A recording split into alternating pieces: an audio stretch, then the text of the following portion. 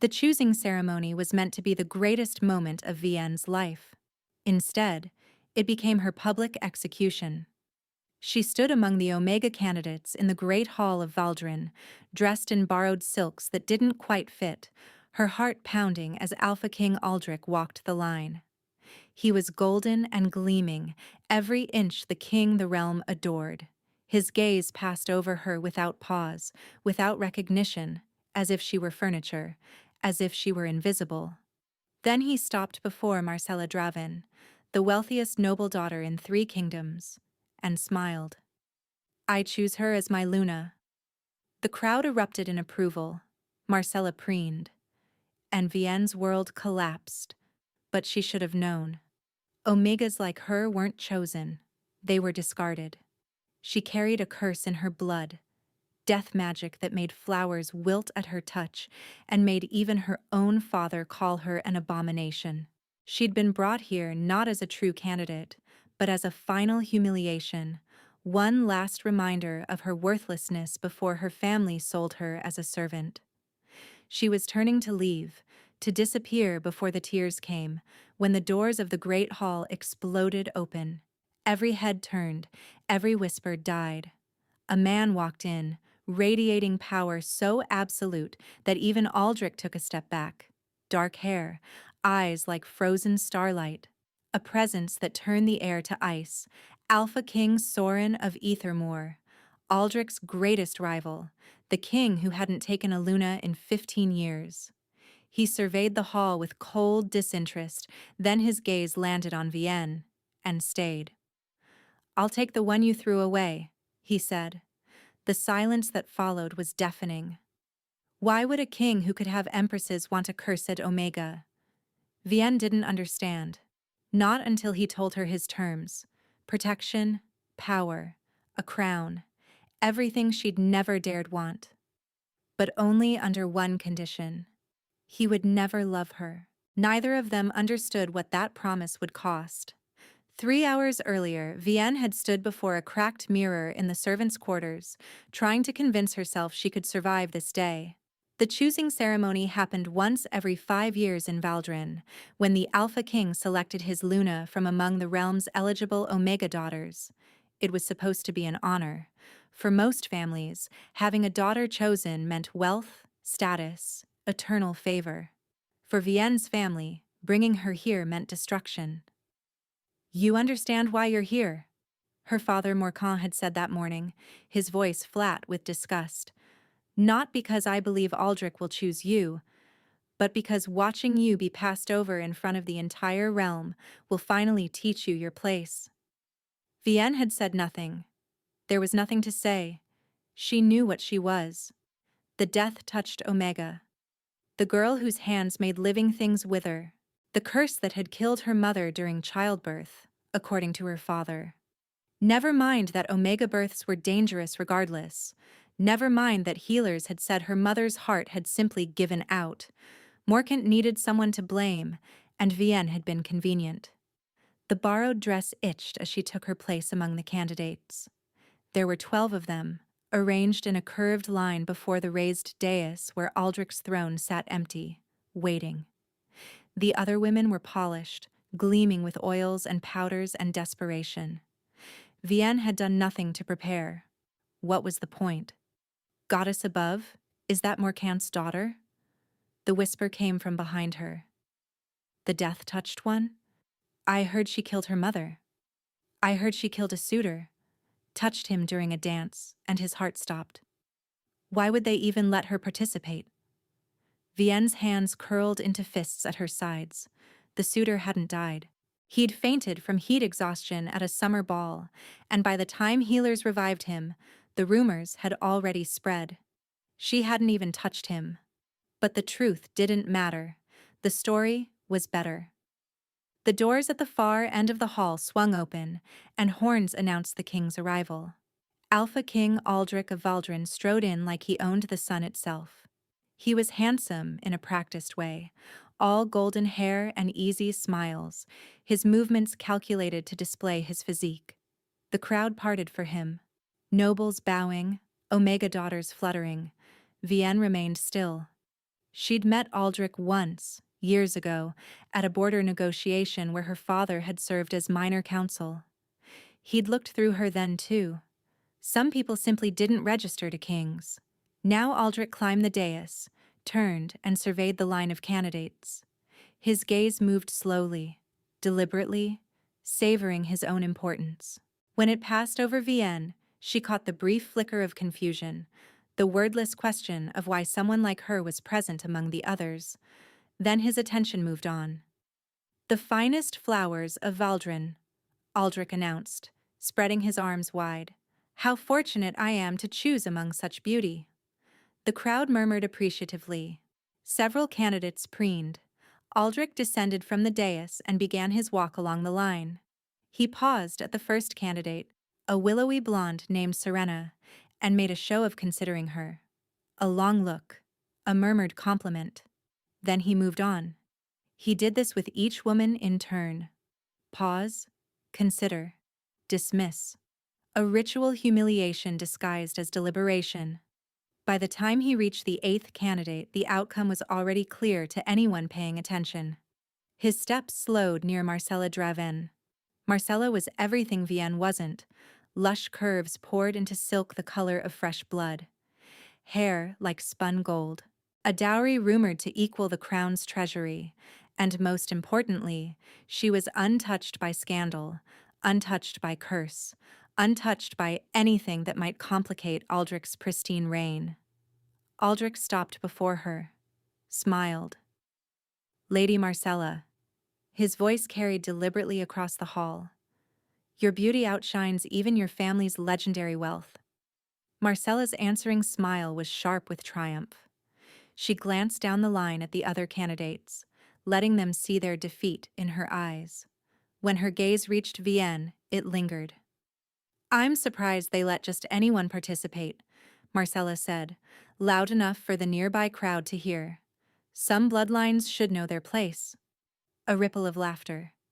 Vienne's face burned, but she kept her expression blank. Aldrich chuckled indulgently and took Marcella's hand. "I've made my choice," he announced. "Marcella Draven will be my Luna." The crowd erupted in cheers. Marcella beamed. Somewhere in the chaos, Vienne's father caught her eye and smiled, finally satisfied. This was exactly what he'd wanted. Public confirmation that his cursed daughter was worthless. Vienne turned to leave. She'd taken 3 steps when the temperature in the hall dropped. It happened all at once. A wave of cold that cut through the summer heat like a blade. Breath turned to mist. The cheering faltered. And the massive doors at the hall's entrance burst open with enough force to shake the walls. Every head turned. A man stood in the doorway, silhouetted against the afternoon light. He was tall, impossibly tall, shoulders that blocked the sun and dark hair that fell across a face carved from shadow and ice. His eyes were the color of winter storms, pale gray bleeding into silver, and they swept the hall with the flat assessment of someone who found everything wanting. Alpha presence rolled off him like a physical force. Not the bright, showy dominance Aldrich projected, but older, deeper. The kind of power that didn't need to announce itself because it was woven into the fabric of reality. "The Alpha King of Ethermore?" someone gasped. "Soren." Aldrich's smile had frozen on his face. "Brother King." His voice was carefully controlled. "This is unexpected." "I imagined so." Soren walked into the hall, and the crowd parted before him like water before a knife. "Your invitation must have been lost." "You weren't invited." "No." Soren stopped in the center of the hall, directly between the dais and the line of candidates. "I invited myself." Vienne couldn't look away. She'd heard of King Soren. Everyone had. The Cold King, the isolationist, the ruler of Ethermore who hadn't attended a single diplomatic function in over a decade, who hadn't taken a Luna despite countless offers, who ruled his shadowed kingdom alone and preferred it that way. Now he was here, and she couldn't understand why. Aldrich descended from the dais, positioning himself near Marcella. "If you've come to contest my choice of Luna, you're wasting your time. The selection is complete." I'm not here to contest. Soren's gaze moved slowly across the line of Omega candidates. One by one, his attention touched them, evaluated them, dismissed them. Then it reached Vienne, and stopped. She experienced the weight of that stare like ice water down her spine. A flicker crossed his expression. Unreadable. Recognition? Interest? She didn't know him. Had never met him. Why was he looking at her like he'd been searching for something and just found it? That one. Soren pointed directly at her. The one you threw away. I'll take her. Stunned silence gripped the hall. Vienne's heart stopped. Started again. She must have misheard. She must have... Her? Aldrich sounded genuinely incredulous. You want Morkant's daughter? The death-touched Omega? Brother King? Surely you know what she is. I know exactly what she is. She's cursed. Her touch withers living things. There are rumors she's killed. Rumors? Soren's voice was flat. I'm not interested in rumors. I'm interested in her. Whispers spread through the crowd like wildfire.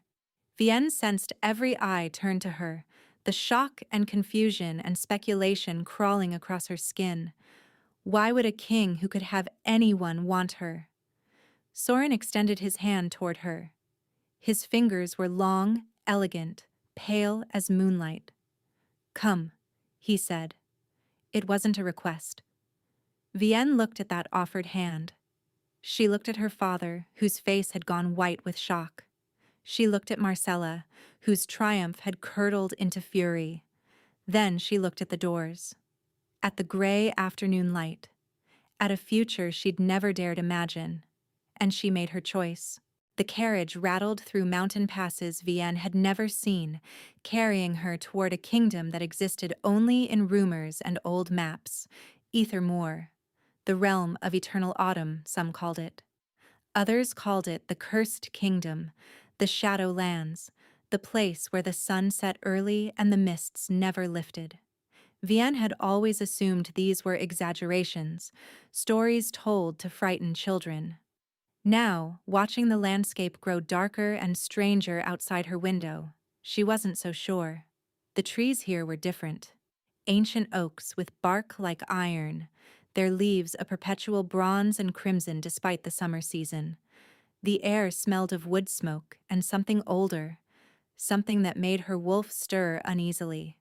And everywhere, clinging to the hollows and valleys, that strange gray mist that breathed almost like a living thing. Vienne touched the glass, sensing the cold seep through. She couldn't believe this was real. 3 hours ago, she'd been a disgraced Omega, waiting to be sold as a servant.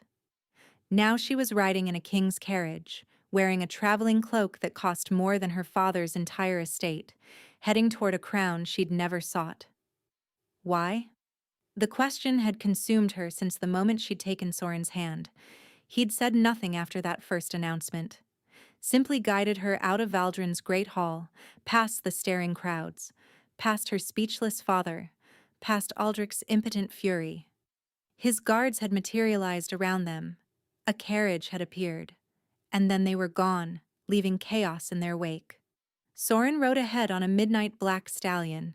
She'd seen him through the carriage window occasionally, a dark figure against the gray sky, never looking back. What did he want?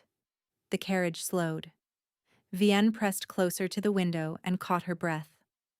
Ethermore's capital rose from the mist like a fever dream made real. Towers of black stone spiraling toward low clouds.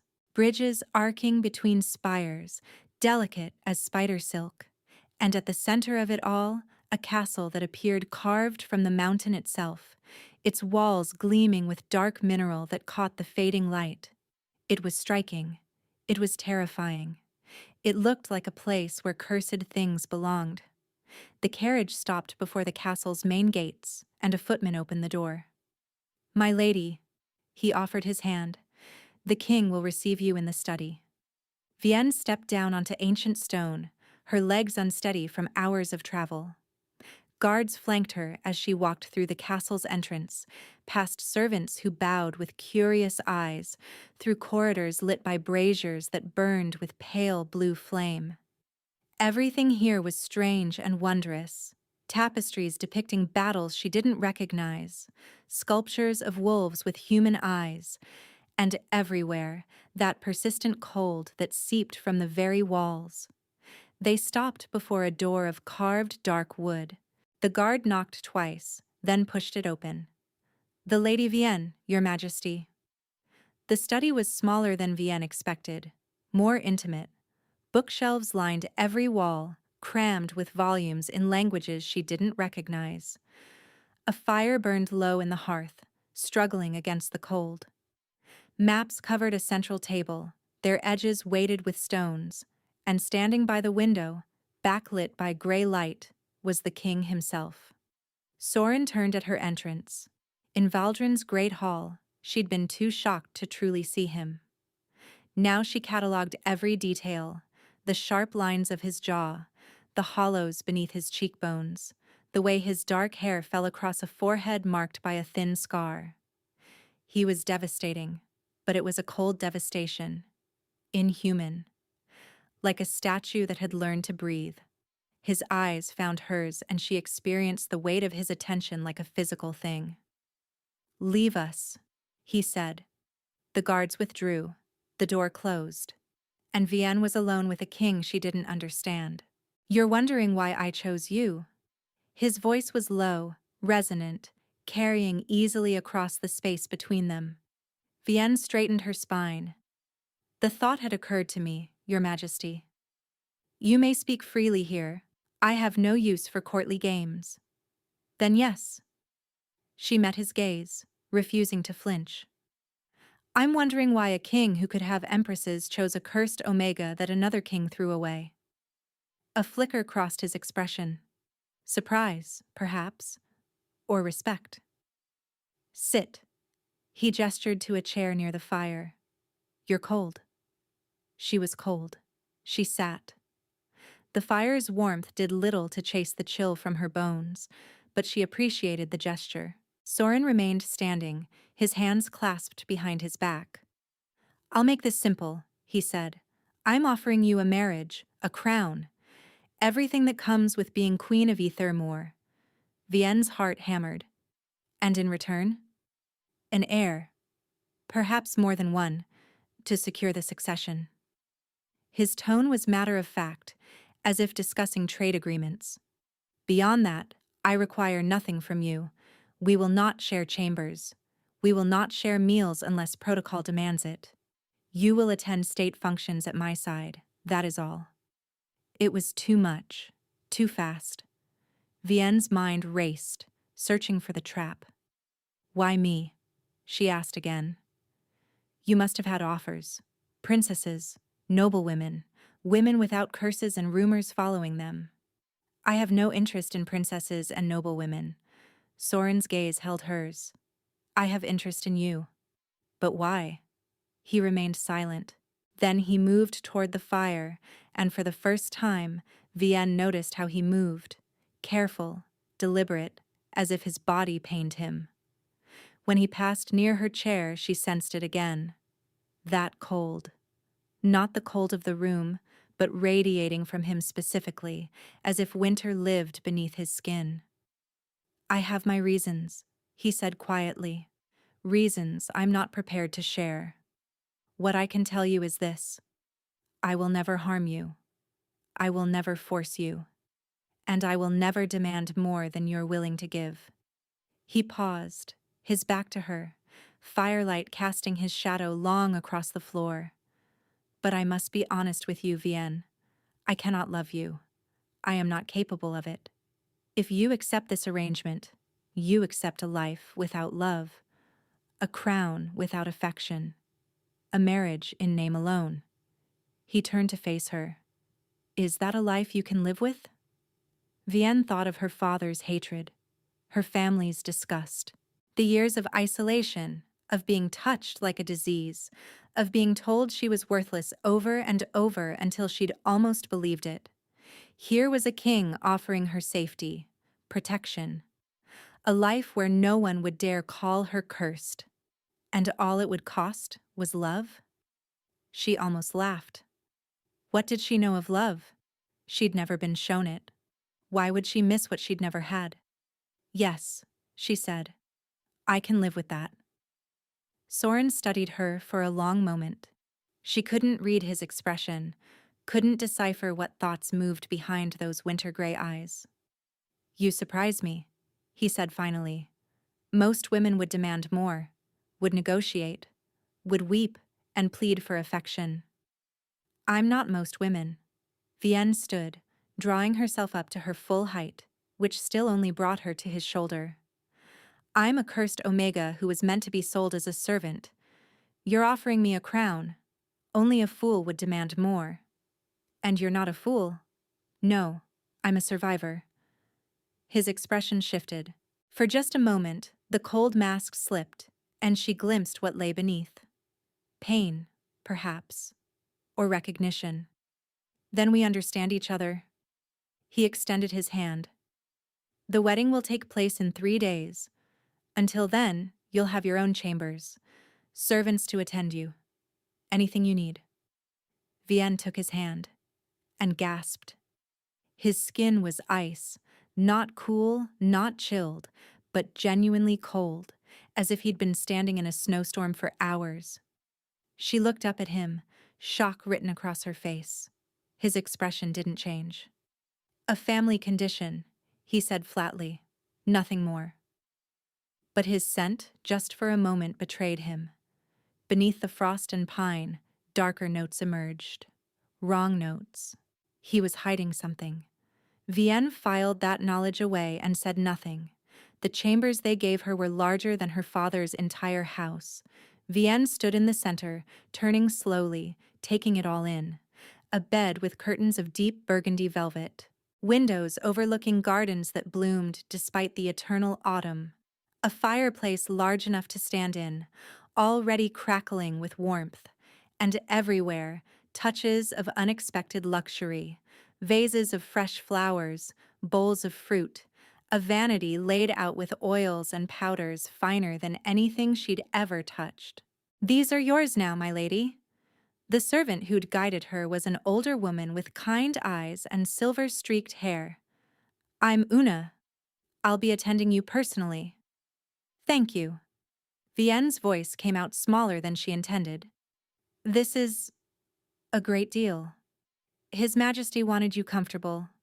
Una moved to the wardrobe, opening it to reveal rows of gowns in rich fabrics. These were made for the previous Luna candidates over the years. His Majesty never chose one, but he had the gowns kept, just in case. They should fit well enough until we can commission new ones. Vienne touched the sleeve of the nearest dress, a deep green velvet that probably cost more than her father paid his servants in a year. Previous candidates? Oh yes, there have been offers over the years, diplomatic ones mostly. Princesses from distant kingdoms, noble daughters from allied realms. Una's voice was carefully neutral. His Majesty declined them all.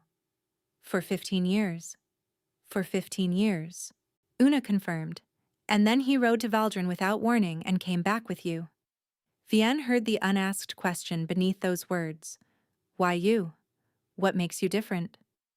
I don't know why he chose me, Vienne said honestly. He hasn't explained. Una studied her for a moment, then smiled, and it was a kind smile, genuine.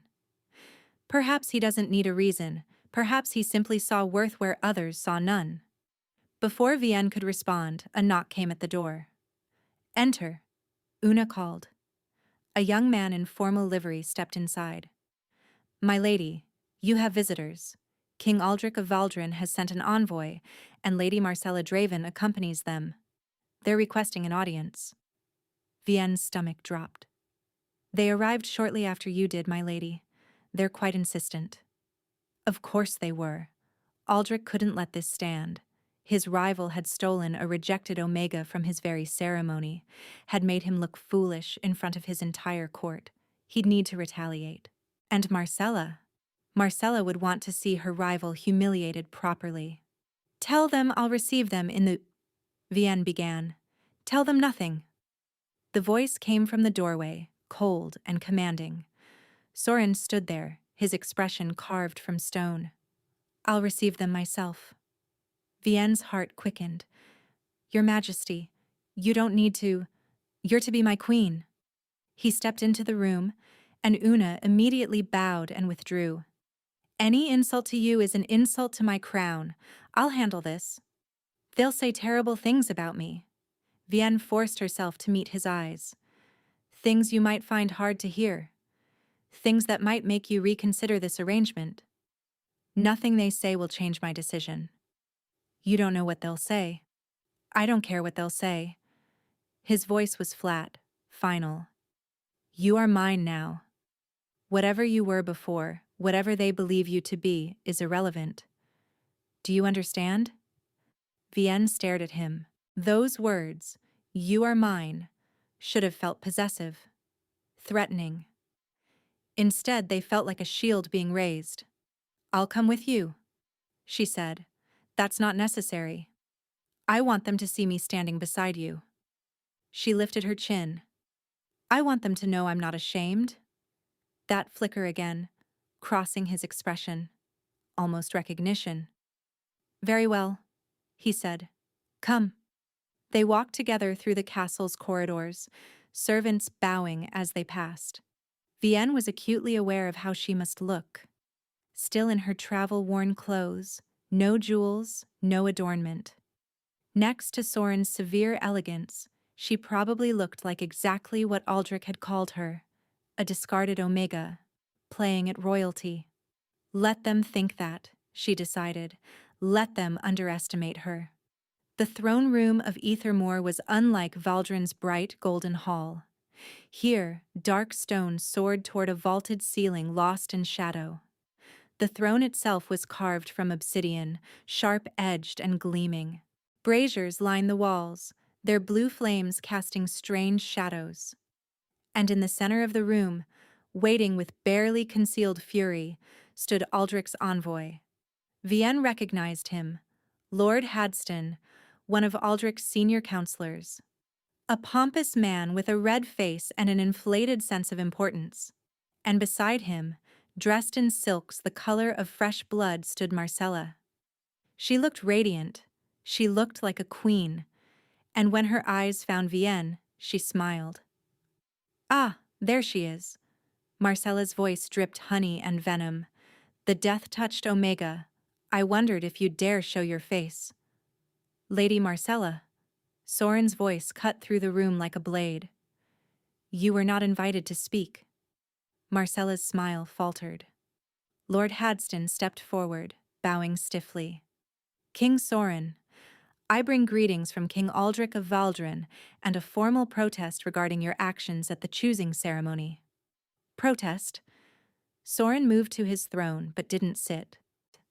He stood before it, his presence filling the room. Interesting word choice. I wasn't aware I'd done anything requiring protest. You took an Omega candidate without proper negotiation, without consulting King Aldrich, without following established diplomatic protocols. She wasn't a candidate. Soren's voice was ice. She was rejected. Publicly, cruelly. Your king made his choice clear, and it wasn't her. Regardless, she was a citizen of Valdrin, and you. She was a woman about to be sold as a servant by her own family. Soren took a step forward, and Lord Hadston visibly flinched. I offered her a better life. She accepted. The matter is closed. Marcella stepped forward, her chin high. You don't understand what you've taken, Your Majesty. She's cursed. Her touch kills. She murdered a man at a summer ball, stopped his heart with a single touch.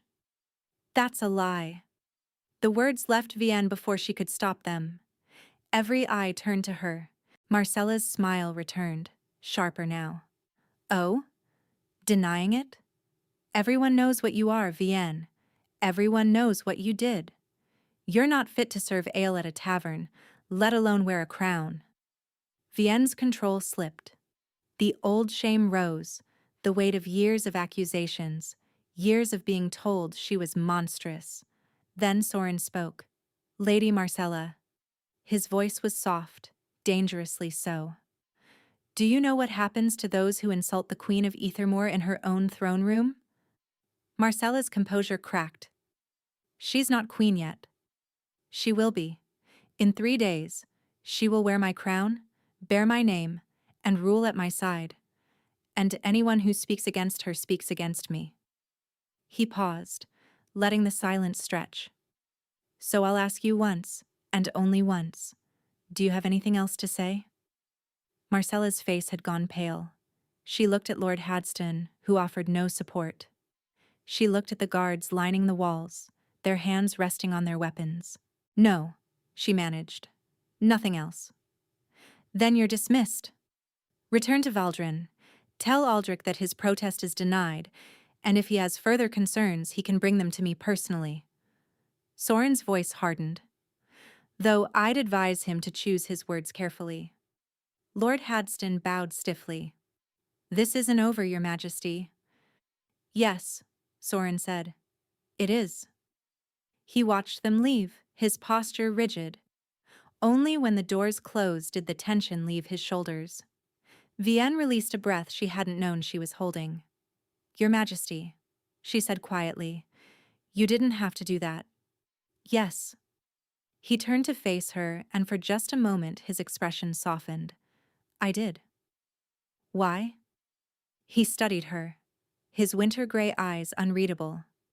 Because no one should have to defend themselves against lies, especially not in their own home. Warmth bloomed in Vienne's chest, unbidden and unexpected. Thank you, she whispered.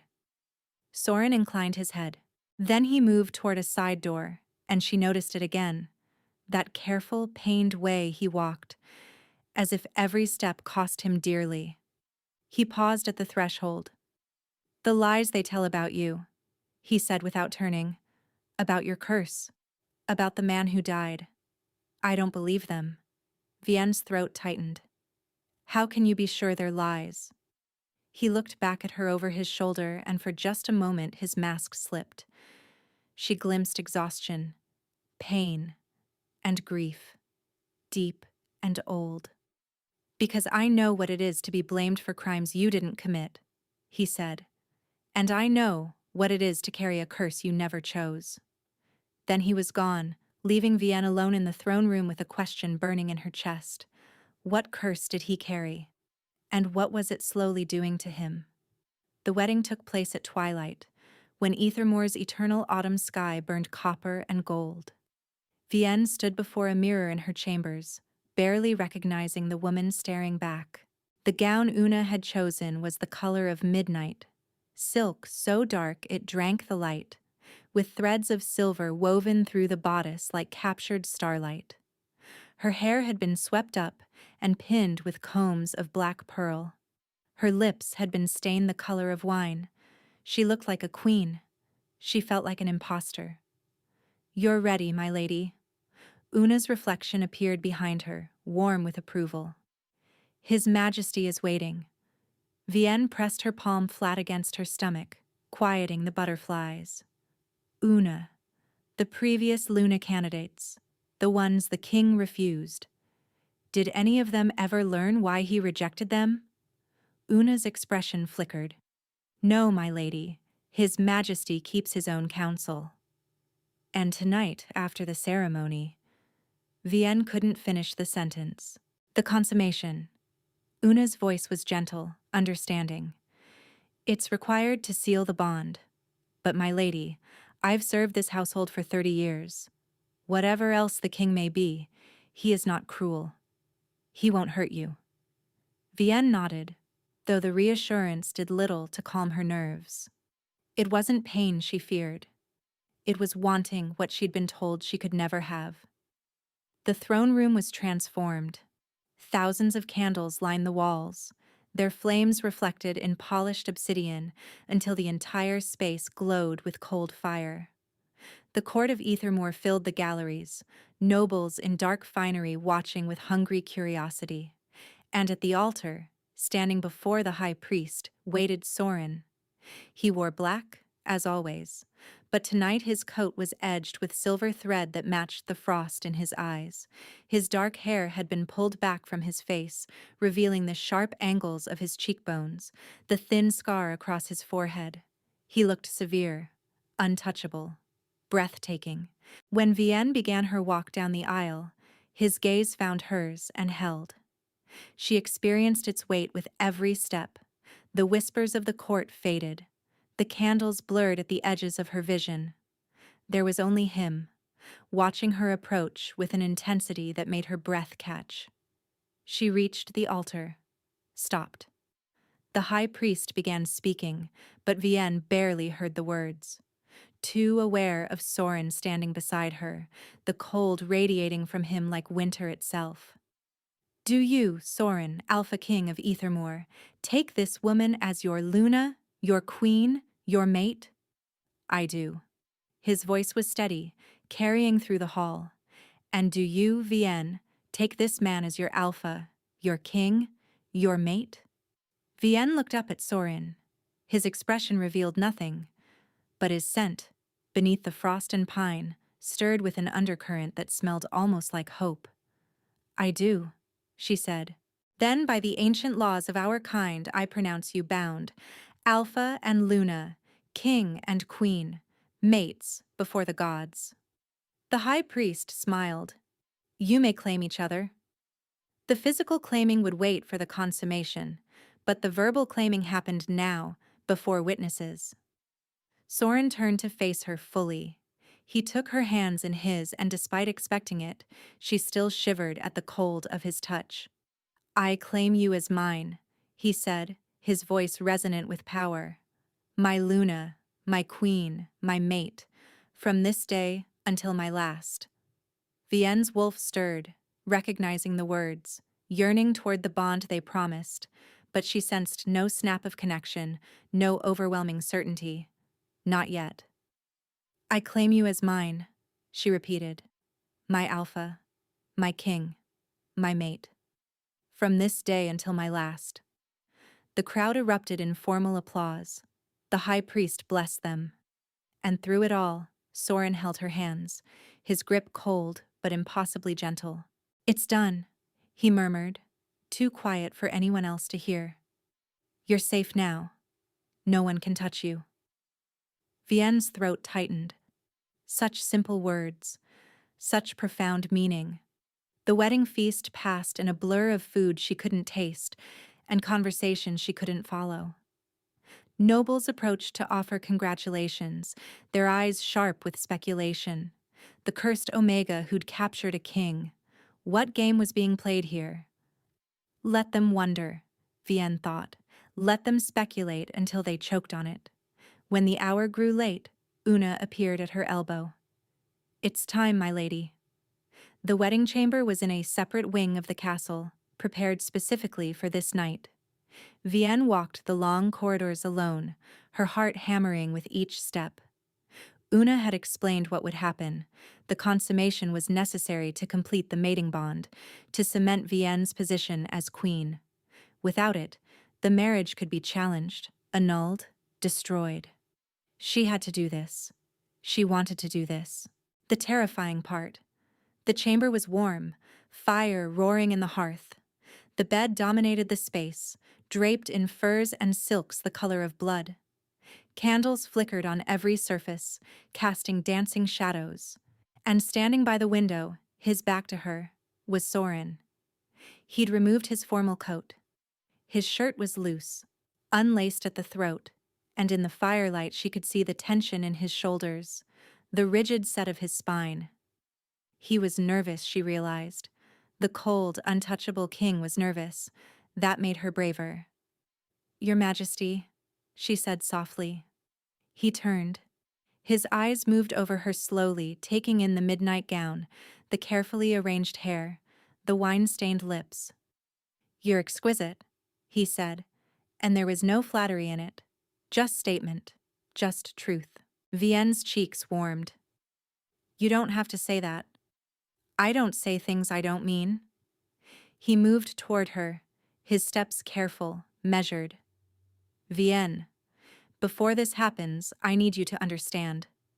What?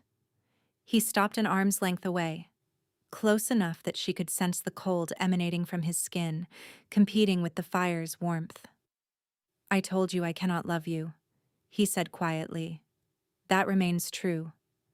But that doesn't mean I'll treat you carelessly. What happens tonight? It doesn't have to be merely functional. Vienne tilted her head. What are you saying? I'm saying, he struggled with the words. I'm saying that I want this to be good for you, not just tolerable. Good. A flutter passed through Vienne's chest. You care about that? I care about you. The admission surprised him as much as it surprised her. He looked away, his jaw tight. The room is warm, he said abruptly. I had them build the fire high. I know my touch is cold. I didn't want you to be uncomfortable. He'd built the fire for her. He'd thought about her comfort. This man who claimed he couldn't love her had prepared the room so she wouldn't shiver at his touch. Vienne made a decision. She stepped forward, closing the distance between them, and took his hand. The cold was immediate, shocking, but she held on. I'm not afraid of your cold, she said. I'm not afraid of you. His mask cracked just for a moment. Beneath it she glimpsed longing, need, and underneath that, pain. So much pain. You should be, he whispered. Should I? She reached up with her free hand, touching his cheek. His skin was like ice beneath her fingers. Why? Because of whatever curse you carry? Because of whatever secret you're keeping? He went rigid. Vienne. I know you're suffering, she continued softly. I've known since you first took my hand. Your cold isn't natural. The way you move, like every step hurts. You're in pain, Soren. I can see it. What I am, what's wrong with me, it doesn't change tonight. I didn't say it did. She stroked her thumb across his cheekbone, feeling the ice of him, the impossible chill that shouldn't exist in a living body. I just wanted you to know that I see you. Not the king, not the mask. You. Soren went utterly still, didn't move, didn't breathe. Then his hand came up to cover hers, pressing her palm against his face. No one has ever said that to me before, he murmured. No one has ever seen. Then they weren't looking. His walls cracked. She watched it happen, watched everything he'd built begin to crumble. And when he kissed her, it wasn't cold. It was desperate.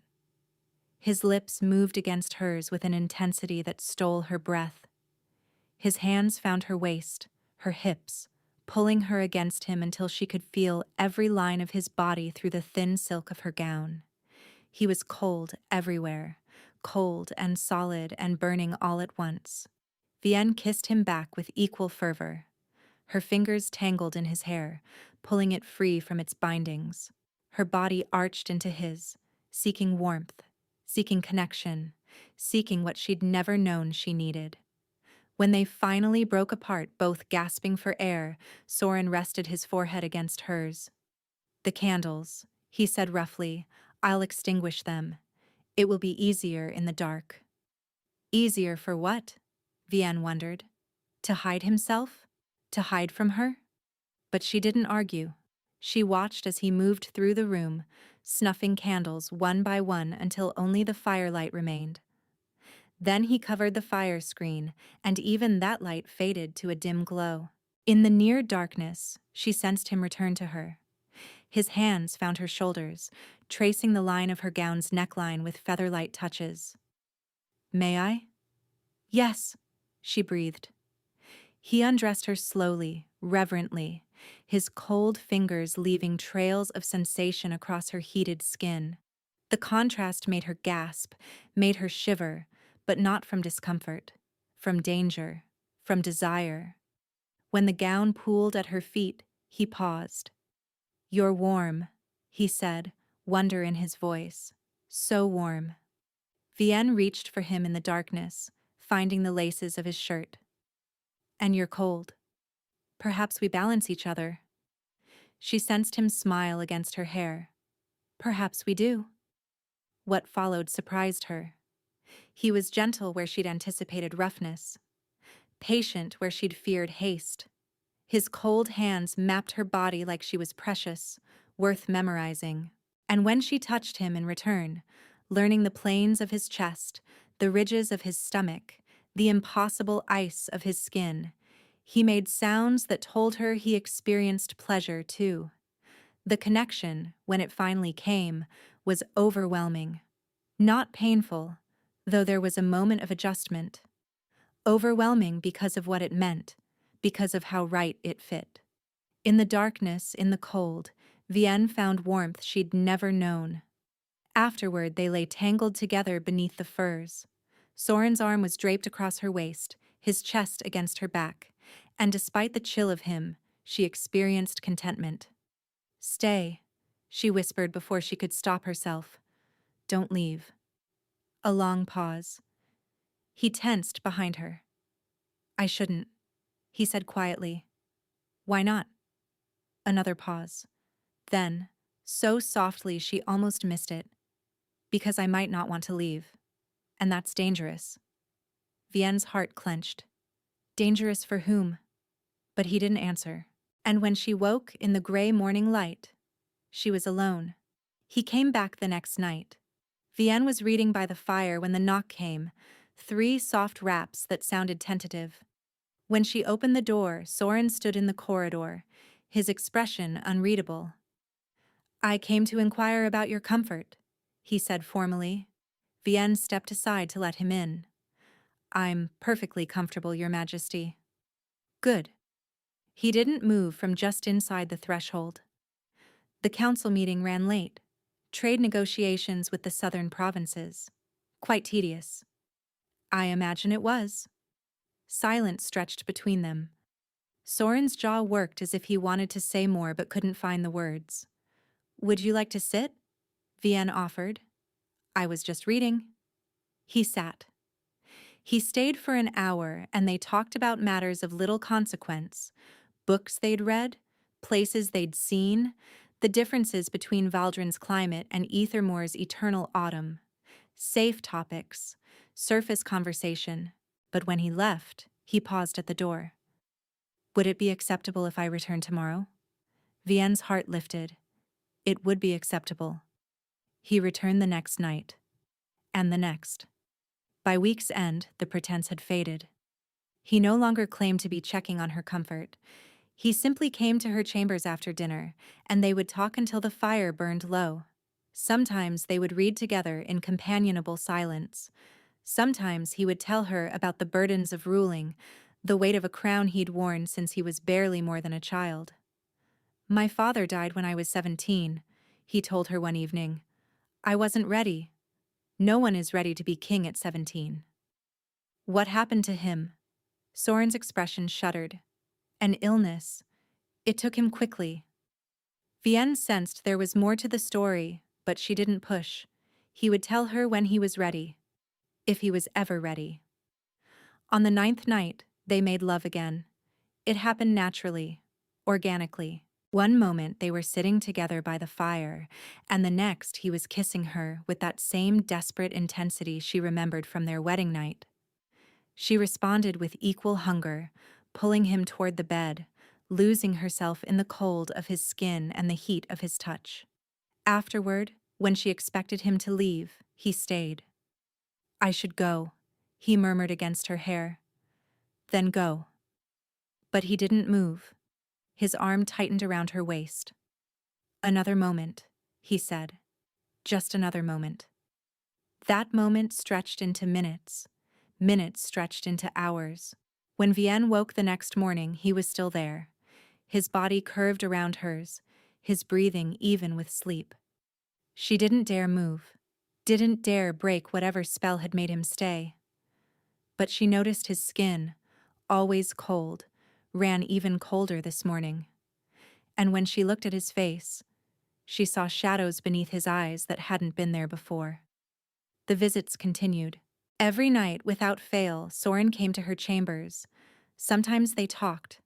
Sometimes they made love. Sometimes they simply lay together in the darkness, finding comfort in each other's presence. Vienne learned things about him. He loved poetry, but pretended not to. He'd trained as a swordsman in his youth, and still practiced every morning at dawn. He feared nothing except, she sensed, himself.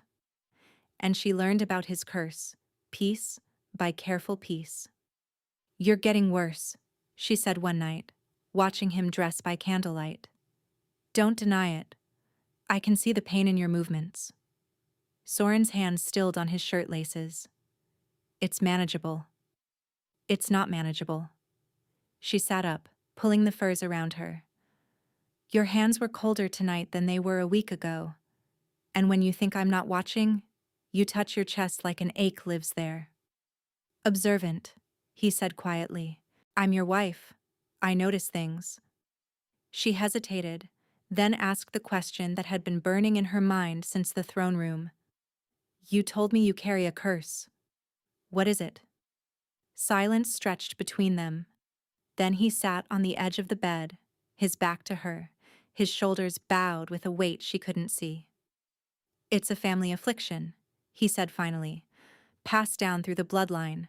My father had it, his father before him, every king of Ethermore for generations." "But what is it?" A slow freezing. His voice was hollow. "From the inside out.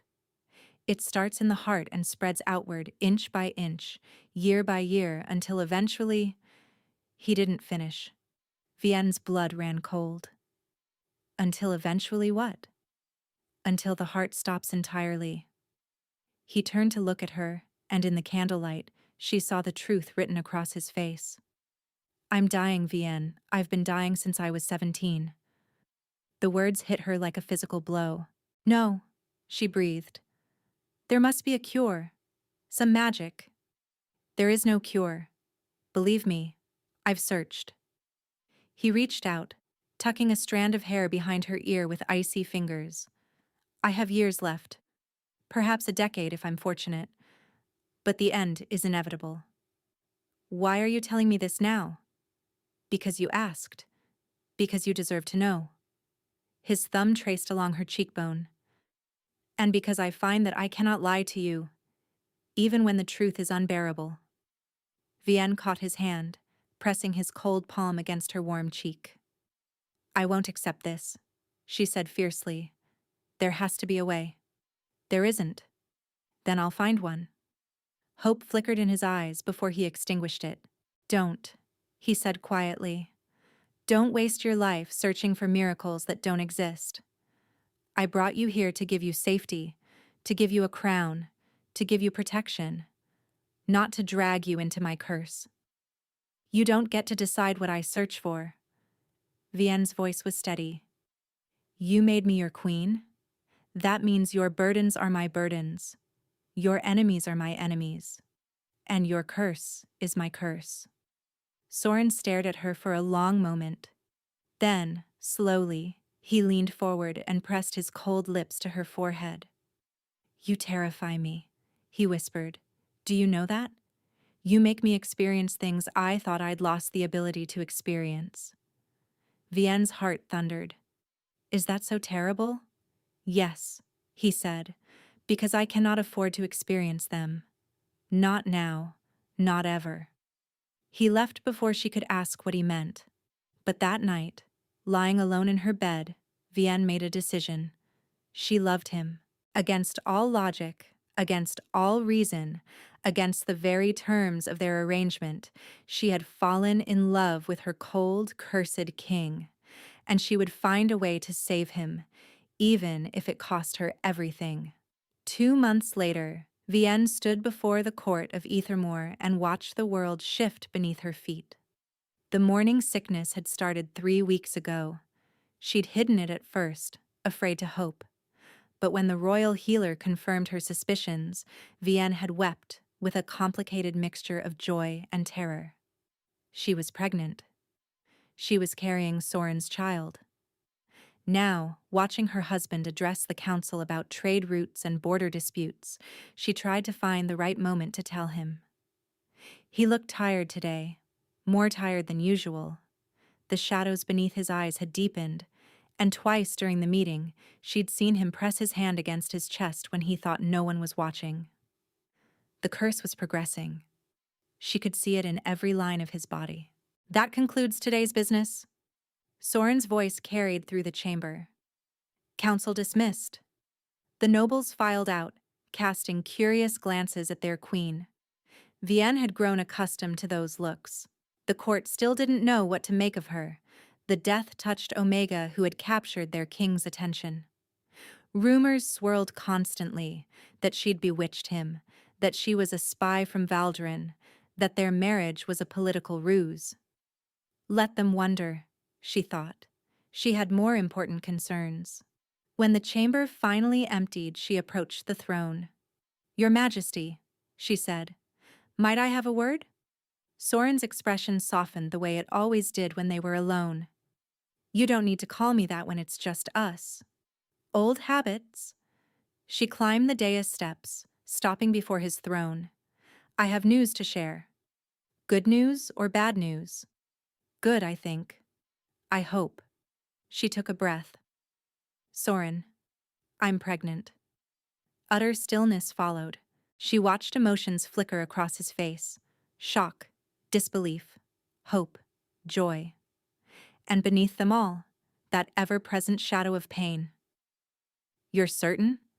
His voice was hoarse. "The healer confirmed it this morning." Soren rose from his throne. He simply stared at her, as if truly seeing her. Then he moved, closing the distance between them, and took her face in his cold hands. "A child," he breathed. "Our child." Vienne nodded, tears pricking her eyes. "I know the arrangement was for an heir, that this was the purpose of our marriage. But I want you to know that this isn't just an obligation to me. This baby, our baby, I already love them. And I—" She stopped, the words catching in her throat. "And you what?" Soren prompted gently. "Say it," she told herself. "Tell him, I love you," she whispered. "Not just the baby. You. I know you said you couldn't love me, and I know this complicates everything, but I can't keep pretending. I love you, Soren. I think I have since the moment you defended me in the throne room." Soren went very still. The seconds stretched into an eternity. Vienne's heart hammered, waiting for rejection, waiting for him to remind her of their arrangement, of his limitations, of all the reasons this could never work. Instead, he pulled her closer. "Vienne," he said, and his voice cracked on her name. "I have spent my entire life building walls, convincing myself that I didn't need connection, didn't need warmth, didn't need love. I chose you because I thought you would be safe, because I thought I could never feel for you what I was determined never to feel for anyone. And now," she breathed, "and now I understand what a fool I was." He pressed his forehead against hers, and she experienced the cold of his skin, the trembling in his hands. "I love you. Gods help me. I love you. I love your strength, and your courage, and the way you refuse to let me hide. I love that you see me, truly see me, and don't look away." Joy exploded through Vienne's chest. He loved her. He loved her. "Say it again," she whispered. "I love—" He stopped mid-word. His eyes went wide. His hand flew to his chest. And then, before Vienne could react, he staggered backward, his face contorting with pain. "Soren!" She caught him as his knees buckled. "Soren, what's happening?" He couldn't speak. His body convulsed, his skin turning even colder beneath her hands. Frost spread across his shirt, crystallizing over his heart like ice forming on a winter pond. "No," Vienne gasped. "No, no, no." She lowered him to the floor, cradling his head in her lap. His eyes were open but unfocused, his breath coming in shallow gasps. "Guards!" She screamed. "Someone help! The king is dying!" Servants rushed in. Guards shouted for healers. But Vienne knew, with a certainty that chilled her to the bone, that no ordinary healer could fix this. "Vienne." Soren's voice was barely audible, thread thin. "Listen to me. Don't talk. Save your strength. Listen." His hand found hers, gripping with surprising strength. "The curse. It's not just the freezing. There's a trigger. A condition." "What condition?" His eyes met hers, filled with anguish. "Love," he whispered. "If a king of Ethermore truly falls in love, the curse accelerates. Our ancestors made a bargain generations ago, traded their capacity for love in exchange for power. But the bargain was a trap. If we ever break it, if we ever allow ourselves to love." "You die," Vienne finished, horror dawning. "That's why you said you couldn't love me. Not because you were incapable. Because it would kill you." I tried. Tears leaked from the corners of his eyes, freezing on his cheeks. "I tried so hard not to feel. But you made it impossible. You made me want to live. And now—" The frost spread further across his chest. His breathing grew shallower. "I should have told you," he gasped. "I should have warned you. But I was selfish. I wanted whatever time I could have with you, even knowing the cost." "Don't!" Vienne gripped his hand tighter. "Don't you dare give up. There has to be a way to break the curse. There has to be." "There isn't. Others have tried. My father, my grandfather." A weak laugh escaped him. "We're a family of fools, falling in love and dying for it." "Then I'll be a fool too." Vienne leaned down, pressing her warm lips to his frozen forehead. "Because I refuse to let you go. Do you hear me, Soren? I refuse." But his eyes had already closed. His grip on her hand went slack. The frost continued to spread. And Vienne, Queen of Ethermore, clutched her dying husband to her chest and screamed. 3 days. That was how long Soren had been frozen between life and death. Vienne hadn't slept, hadn't eaten more than a few bites forced on her by Una.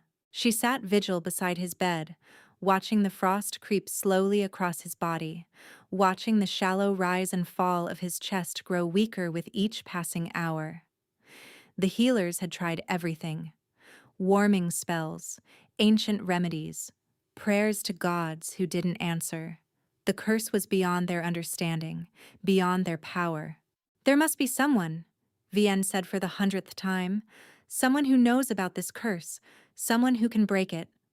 The head healer, an elderly woman named Thessaly, shook her head sadly. "The curse predates written records, Your Majesty. All we know is that it was placed on the royal bloodline generations ago, and no king who triggered it has ever survived." "Then I'll find someone who knows more." Vienne stood, her legs unsteady from exhaustion.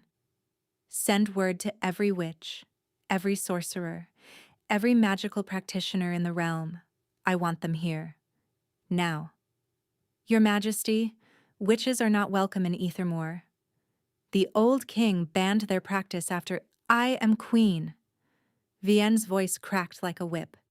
"And I am lifting that ban. Find me a witch who can help, or I will tear this kingdom apart stone by stone until I find one myself." The healer bowed and retreated. Vienne turned back to Soren. The frost had spread to his shoulders now, creeping up his neck like frozen fingers reaching for his throat. His skin was translucent, almost blue. He looked like a statue carved from ice. "I won't let you go," she whispered, taking his frozen hand in hers. "Do you hear me? I won't." The door opened behind her. "Your Majesty." Una's voice was urgent. "There's someone here, a woman. She says she knows about the curse." Vienne spun. "Bring her, immediately." The woman who entered the chamber was ancient, older than anyone Vienne had ever seen. Her skin was like parchment stretched over bird-thin bones. Her eyes were milky white, clearly blind, yet she moved with surprising certainty. "Queen Vienne," the woman said, "I am Nolara. I've traveled far to find you. You know about the curse?" "I know everything about the curse." Nolara moved toward the bed, her blind eyes finding Soren's frozen form with uncanny accuracy. "I should. My ancestor created it." Vienne's blood ran cold. "What?" "Generations ago, a king of Ethermore wronged my family, stole our lands, murdered my ancestors' children. In revenge, she placed a curse on his bloodline. The kings of Ethermore would have power beyond measure, but they would never know love. If they ever dared to love, that love would turn to ice in their hearts and kill them. That's monstrous. Grief makes monsters of us all." Nolara's voice held no apology. "But I didn't come here to defend my ancestors' choices. I came because there is a way to break the curse." Hope flared in Vienne's chest. "Tell me." "The curse was crafted from death magic. The only thing that can counter it is death magic of equal power." Nolara turned her blind eyes toward Vienne. "You have it, child. The power everyone fears. The touch that withers living things." Vienne stepped back. "My curse has never helped anyone. It only destroys. Because you've never learned to control it. Never learned what it truly is." Nolara moved closer. "You don't carry a curse, Vienne. You carry a gift. The ability to touch death itself, to pull it toward you, to redirect it. I don't understand. The frost killing your husband is death made manifest. If you can draw it out of him, absorb it into yourself, you can save him." "And what happens to me?" Vienne asked quietly. "If I absorb his death?" Nolara considered the question carefully. "You might die," she said finally. "Or your power might be strong enough to transmute the death into a different form. I cannot say for certain." Vienne looked at Soren, at the frost creeping up his jaw, at the stillness of his frozen face. She thought of their child growing inside her, the future they might never have.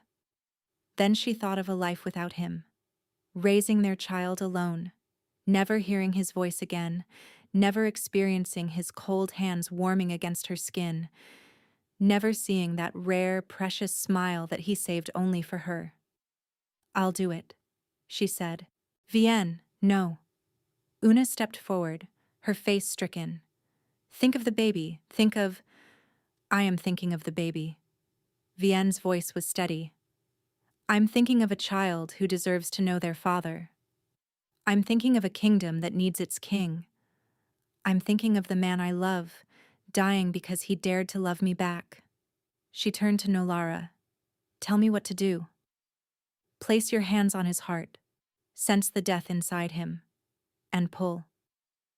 Vienne climbed onto the bed, positioning herself beside Soren's frozen body.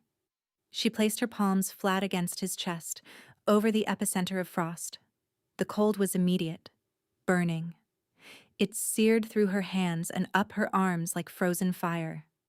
"Feel it," Nolara instructed. "Don't fight it. Feel the shape of the death. And call it to you." Vienne closed her eyes. She reached inward, past the cold, past the fear, into that dark place inside her that she'd spent her entire life hiding from. The death magic, the curse that had made her an outcast, an abomination, a monster. For the first time, she stopped running from it. She embraced it. The power surged up like a tide, vast and dark and hungry.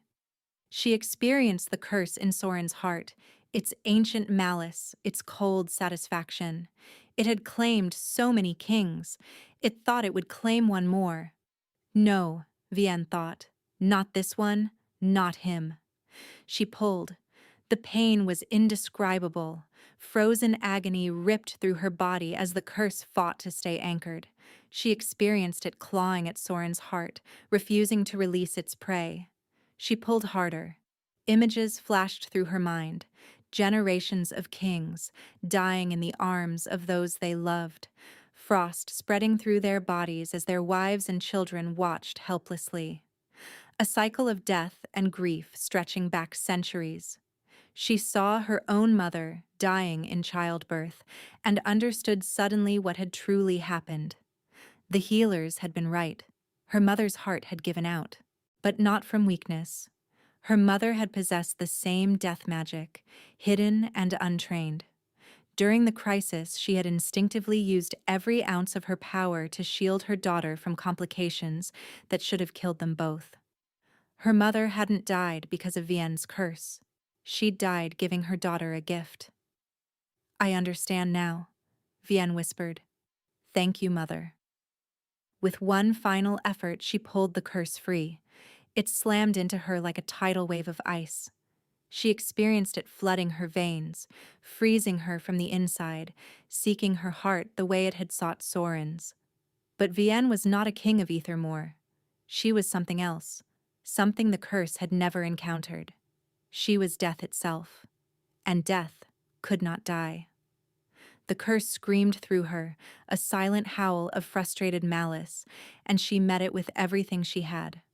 Not fighting, not resisting, transmuting, taking the frozen death and transforming it, reshaping it, bending it to her will. Light exploded behind her eyes. When it faded, she was lying on the bed beside Soren, gasping for breath. Her body felt strange, altered, like she'd been taken apart and reassembled into a new form. But she was alive. And beneath her hands, Soren's chest was moving, rising and falling with strong, steady breaths. "Vienne?" His voice was hoarse, cracked, the most magnificent sound she'd ever heard. "What happened?" She started to cry. "The curse," she managed. "I broke it. I broke it, Soren."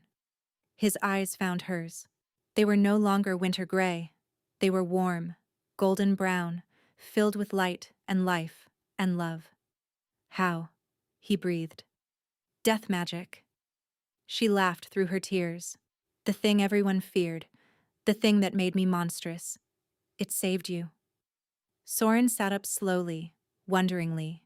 He looked down at his hands, flexing his fingers, touched his own face. His skin was warm. For the first time in his life, his skin was warm. "It's gone," he said, disbelief coloring his voice. "I can feel it. The cold, the curse, it's completely gone." Nolara stepped forward, her blind eyes perceiving everything. "The curse is broken," she confirmed. "Not just for him. For the entire bloodline. Your children will be free of it. Your children's children. You've undone generations of suffering, Vienne." Vienne pressed her hand against her stomach, where their baby grew. "They'll be safe?" she whispered. "Our child will be safe? Your child will be extraordinary." Nolara smiled, and it was genuinely warm. "Born of death magic and freed love. They will be like no one the world has ever seen." Soren pulled Vienne into his arms, and his warmth surrounded her like a blessing. "You saved me," he murmured against her hair. "You almost died for me. I'd do it again." She pulled back to look at his face, this new version of him that was the same, but different. Warmer, brighter, free. "I told you I refused to let you go. And I finally understand why I chose you that day in Valdren." His voice was thick with emotion. "I sensed it the moment I entered that hall. Your power. Death magic, hidden but immense. I didn't understand why I was drawn to you, only that I was. Some part of me knew, even then, that you were the only one who could save me." He kissed her then, and his lips were warm. Finally, his kiss was warm. It was like coming home. 6 months had passed since the curse was broken. Vienne stood in the gardens of Ethermore, her hand resting on her swollen belly, watching the sunset paint the sky in colors she'd never seen in this kingdom before. The eternal autumn had shifted, not into summer exactly, but into something softer, warmer. The mists still clung to the valleys, but now they were golden instead of gray. The kingdom itself was changing, healing from generations of cold. You should be resting. Soren's voice came from behind her, warm with affection and a hint of worry. I've been resting all day. Vienne turned to face him. The healer says movement is good for me. The healer says many things. I choose to believe the ones that keep you safe in bed. Vienne laughed, reaching up to touch his face. Even months later, she marveled at his warmth. His skin was golden now, sun-touched in a way it had never been before. His eyes still held hints of gray, but they were soft, dove gray, no longer the frozen silver of winter storms. He was stunning. He had always been stunning, but now he looked alive. The delegation from Valdrin arrives tomorrow, she said. Are you ready? Soren's expression hardened slightly. Ready to face Aldrich? More than ready. The political landscape had shifted since the curse broke. Word had spread quickly that the Alpha King of Ethermore had been saved by his queen's magic, that the ancient curse had been lifted. Other kingdoms, long wary of Ethermore's cold reputation, had begun sending envoys. Trade agreements flourished, alliances formed, and Valdrin, watching its rival kingdom grow stronger and more prosperous by the day, had finally requested formal diplomatic relations. Aldrich isn't the one I'm worried about, Vienne admitted, but my father will be part of the delegation. Soren's warmth shifted to protective fierceness. If he says a single word against you, he won't. Vienne took his hand, interlacing their fingers. He wouldn't dare, but I want him to see what I've become. I want him to understand what he threw away. A queen. Soren brought her hand to his lips. A hero. The woman who broke an ancient curse with her own power. A mother soon. She smiled. That's the part that matters most to me. Soren's other hand came to rest on her belly, experiencing the baby kick against his palm. Wonder filled his face, the same wonder that appeared every time he sensed their child move. I still can't believe it, he said softly. Any of it. A year ago, I was resigned to dying alone, certain I would never know love, never have a family. And now you're stuck with us. Vienne grinned. No escape, Your Majesty. I wouldn't dream of escaping. He pulled her closer, pressing his forehead to hers. I love you, Vienne. I will love you until my last breath, and I thank the gods every day that my last breath is no longer racing toward me. I love you too. She kissed him softly. Now come inside. I have a diplomatic dinner to survive tomorrow, and I need my rest. The delegation from Valdrin arrived at midday, a procession of carriages and guards that wound through the transformed streets of Ethermore's capital. Vienne watched from the throne room, one hand on her belly, the other gripping the arm of her chair. The doors opened. The herald announced the visitors, and Vienne came face to face with her past. Aldrich entered first, still golden, still gleaming, but diminished. The confident swagger was still there, but it rang forced now, hollow. Beside him walked Marcella, her beauty sharp as ever, her eyes darting around the throne room with barely concealed envy, and behind them, gray-faced and rigid, walked Morcant. Her father looked older, smaller. The past months had not been kind to him. Word had reached Ethermore that his reputation in Valdrin had suffered terribly since his discarded daughter became a powerful queen. The man who had tried to sell Vienne as a servant was now known as the fool who had thrown away a woman capable of breaking ancient curses. King Aldrich. Soren's voice was cool, controlled. Welcome to Ethermore. Aldrich inclined his head, a diplomatic gesture that fell just short of respectful. King Soren, your kingdom seems changed since my last visit. It is changed. My queen changed it. Every eye in the room turned to Vienne. She rose from her throne, letting them see her in full. The elegant gown that draped over her pregnant belly, the crown of black diamonds that sat upon her head, the confidence in her bearing that hadn't existed a year ago.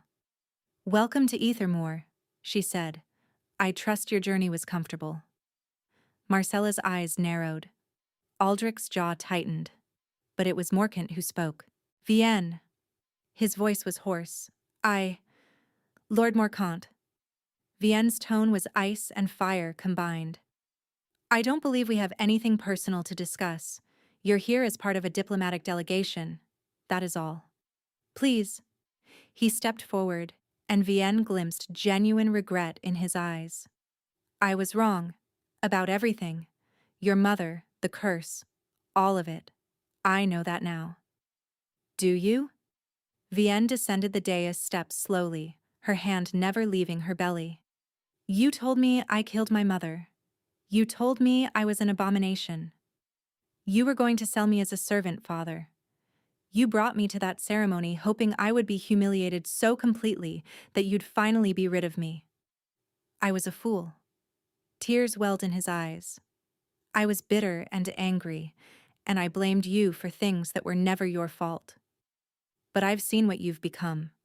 I've heard what you did, how you saved the king, how you broke a curse that had stood for generations. You're not a curse, Vienne. You're a miracle. Vienne studied the man who had made her childhood a living nightmare, the man who had called her a monster, who had isolated her, who had stripped away every shred of her self-worth. I used to dream of this moment, she said quietly, of you apologizing, of you finally seeing me as more than a burden. I thought if you just said sorry, it would fix everything. Morcant's face crumpled with hope. But it doesn't fix anything. Vienne's voice was steady. You can't apologize away years of cruelty. You can't undo the damage with words. Then what can I do? He whispered. How can I make it right? Vienne considered the question. She thought of the girl she had been, desperate for her father's love, certain she was worthless. She thought of the woman she had become, powerful and loved and free. You can't, she said finally. You can't make it right. But you can stop making it worse. Go back to Valdrin. Live your life. And understand that I will never need your approval again. She turned her back on him and returned to her throne. The diplomatic meetings proceeded. Trade agreements were signed. Alliances were discussed. Through it all, Vienne sat beside her husband, her hand in his, drawing strength from his warmth. When the delegation finally left, Aldrich pausing at the door to give her one last unreadable look, Vienne experienced something shift inside her. Not pain, not grief, something lighter. Release. 2 months later, in the depths of a winter that was cold but no longer cruel, Vienne gave birth to a daughter. They named her Lysara, after Soren's mother. She had her father's eyes, warm and golden brown, and her mother's dark hair. And when she cried, the candles in the room flickered with tiny sparks of magic, hints of power waiting to bloom. She's perfect, Soren breathed, cradling his daughter for the first time. Absolutely perfect. Vienne watched them together, her heart so full it might burst. This man who had been dying from a curse of lovelessness, now holding their child with such overwhelming tenderness. We made something extraordinary, she whispered. Soren looked up at her, his eyes shining. We made everything extraordinary. You made everything extraordinary. He leaned down to kiss her, careful not to jostle the baby, and Vienne tasted joy on his lips. Outside the window, snow fell softly on the kingdom of Ethermore. But inside the royal chambers, surrounded by warmth and love and the soft cries of a newborn miracle, the cold couldn't touch them. It never would again. 5 years later. Mama! Papa! Look what I made! Vienne looked up from her book to see Lysara racing across the garden, her dark hair streaming behind her, her hands cupped around a glowing form. What is it, little light? Soren knelt to receive his daughter's treasure. Lysara opened her hands. A butterfly made of pure golden light sat on her palm, its wings fluttering gently.